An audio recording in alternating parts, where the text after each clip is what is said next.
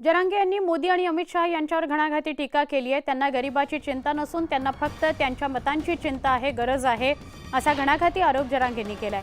मोठ्या जाती संपवण्याचा घाट भाजपने घातलाय, पण आम्हीही त्यांना चांगला धडा शिकवू, असा इशारा जरांगेंनी दिलाय।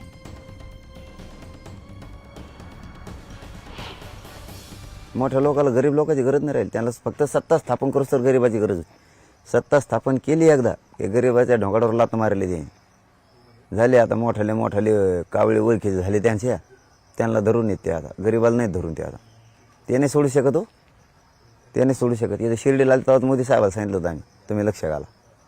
आणखीन ती शब्द नाही त्यांचा, ब्र शब्द त्याच्यावर। हे ते काय ते लोकांचे मुर्दे पाडणारे लोक आहेत ते फक्त चेहरा माणसाचा आहे त्यांना।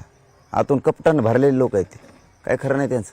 ते गरिबाला कवाच मोठं नाही करू शकत कोणत्याच।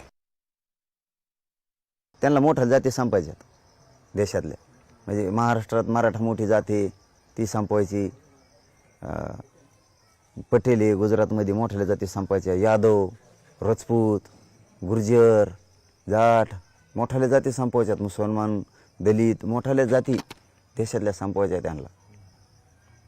विचित्र लोक आहेत ते, त्यांचं पणच आहे मोठ्या जाती संपवायच्या आणि छोट्या जाती धरून राजकारण करायचे। पण त्यांना माहीत नाही मोठ्या जाती एकत्र आल्यावर काय होईल। उभा कार्यक्रम लागेल तुमचा।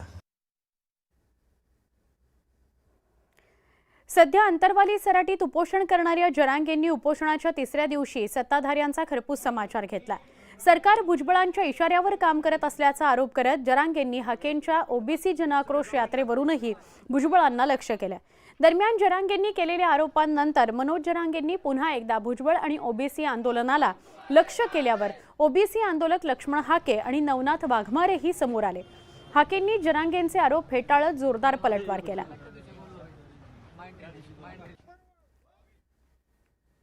आम्हाला आचार स्वातंत्र्य आहे, विचार संचार स्वातंत्र्य आहे, त्यामुळे आम्ही कायदा आणि सुव्यवस्था बाळगून म्हणजे कायदा आणि सुव्यवस्था पाळून लोकशाही मार्गाने आंदोलन करतोय।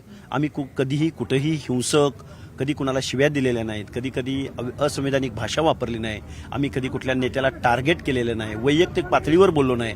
तर आम्ही कुठली कायदा सुव्यवस्था। मग मनोज जरांगेला कोणाचा पाठिंबा आहे? या मोगलीला कोणाचा पाठिंबा आहे? मनोज जरांगे नावाच्या